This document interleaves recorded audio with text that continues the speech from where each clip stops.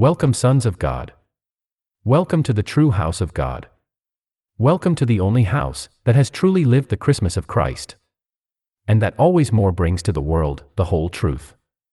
Defending the true faith, defending the authentic divine teachings that pour into the hearts of all those who have believed the novelty, of all those who have believed in the New Jerusalem, of all those who want to love God above all things. And that for this they are ready to do His will at any cost, like Jesus, Joseph, and Mary. Here is the sacred family that today this Holy Mother Church celebrates with immense joy and with profound gratitude to the Father, who gave it to us. And it is beautiful that this feast has been inserted between the feast of Christmas, the birth of Jesus, and the feast of Mary Most Holy, Mother of God, that we are about to live. Beautiful. Beautiful that this feast is right between the Son and the Mother. And in the middle of them, here is Joseph. Not a figure to be discarded. Not a figure to be put to the side as others would like to do. But if anything, the man found worthy by God to be able to entrust to Him His treasure.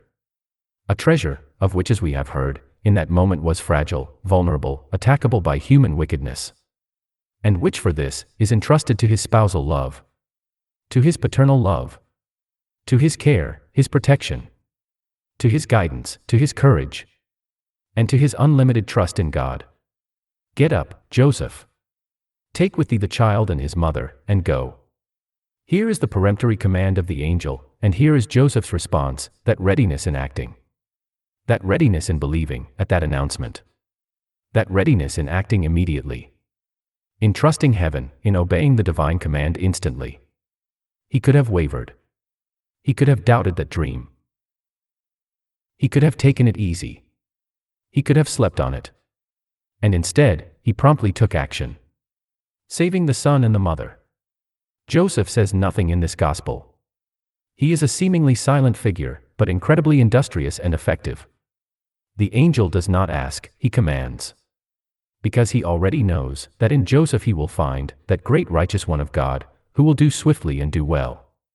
And so Mary, who did not receive the dream, she did not receive the warning of the angel in a dream.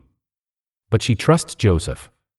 She trusts the men whom God has placed by her side. And while she could complain about the journey they would have to undertake, on the spur of the moment in the middle of the night after having just given birth, with such a small baby in swaddling clothes, Mary does not complain. Mary does not prevaricate Joseph. Mary trusts instantly. Mary acts, and together with her Joseph, they take action to bring the infant Jesus to safety, carrying with them a baggage, full only of the gifts of the wise men, of so much awareness of the responsibility they had to the Father and to Jesus, and with so much trust in God. They depart with this baggage. Here is the Holy Family. Here is the family as the Father conceived it, founded on the union between a man and a woman. A man called to bring love, respect, protection, holy strength. And so the woman, called to bring love, respect, sensitivity, motherhood, sweetness. Here is the first church, the domestic church. Here is the union from which life was born. Life is born, that is an immense gift from the Father. Here is the living and total example for all the families of the world, who must conform and be inspired by this sacred family, if they want to have peace and longevity. And if they want to have in their midst the only primary good, God. So brothers, live this day of celebration with great joy, so that it may be for all, teaching and understanding of this center of true love, as we heard last night, in the proclamation of the act of magisterium by our pontiff, the reciprocity of love, in the sacred family and the mystery of life, that I invite you to read and reread over and over again. Brothers, many trials faced Joseph and Mary in their mission as spouses, of parents, of guardians of the infant Jesus. But they faced them all, together united with each other, and merged with the Father, making of their family a living sacredness, and a cradle of love, where to reign, has been, is and always will be faith, respect, humility, and love. Here is this love of which the infant Jesus was nourished every day of his life, a paternal, maternal, filial love. But a love that left its mark inside Jesus.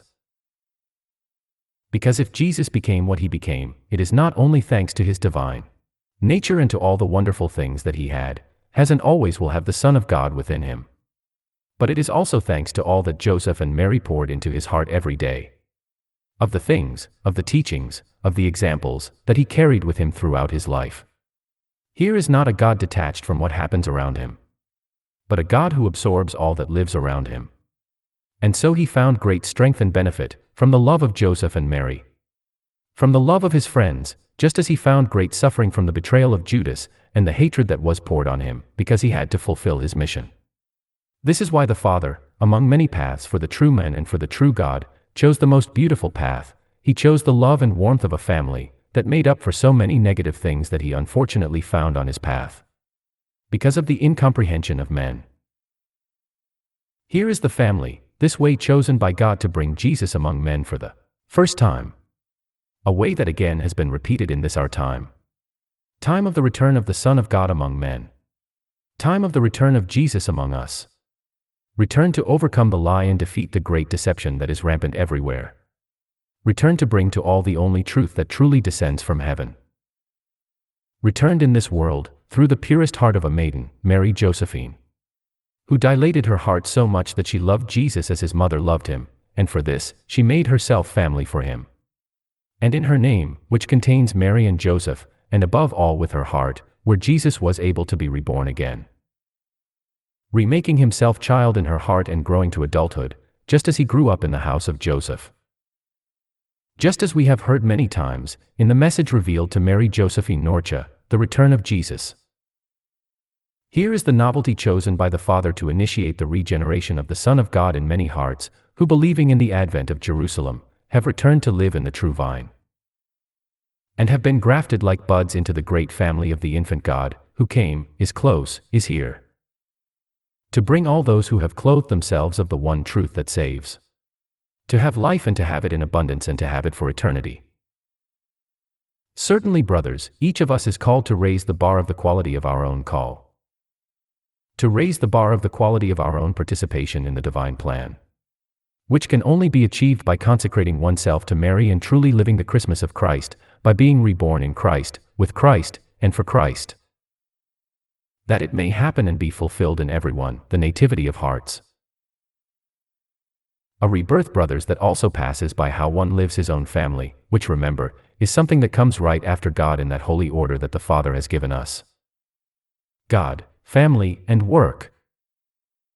And therefore we are all called to interact and act within the family with love and sanctity, bringing to all the fatherhood of Joseph and the motherhood of Mary, so that also in your family, always more by this action, may become a cradle of love for Jesus.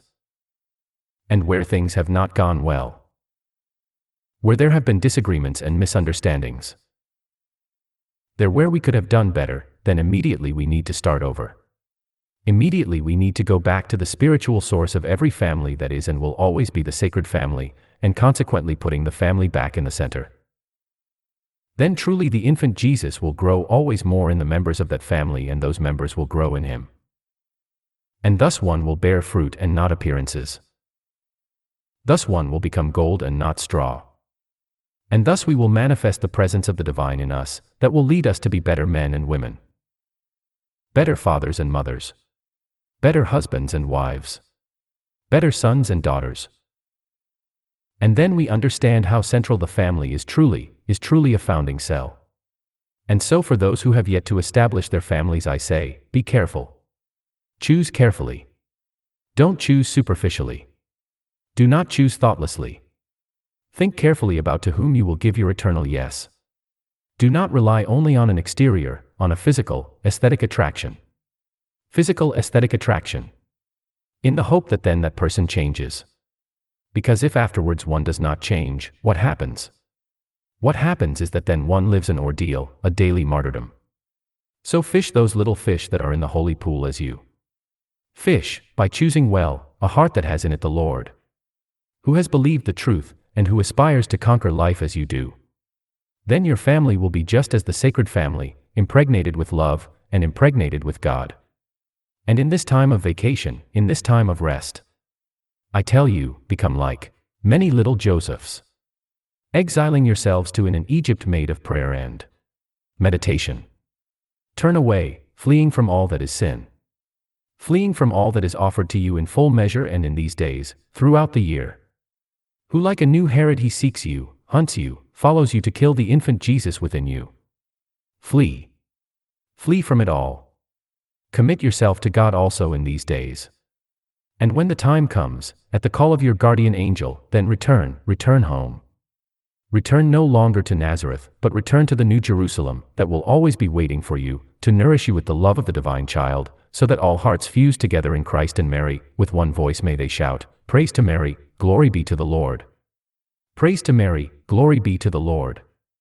Praise to Mary, glory be to the Lord." And so be it.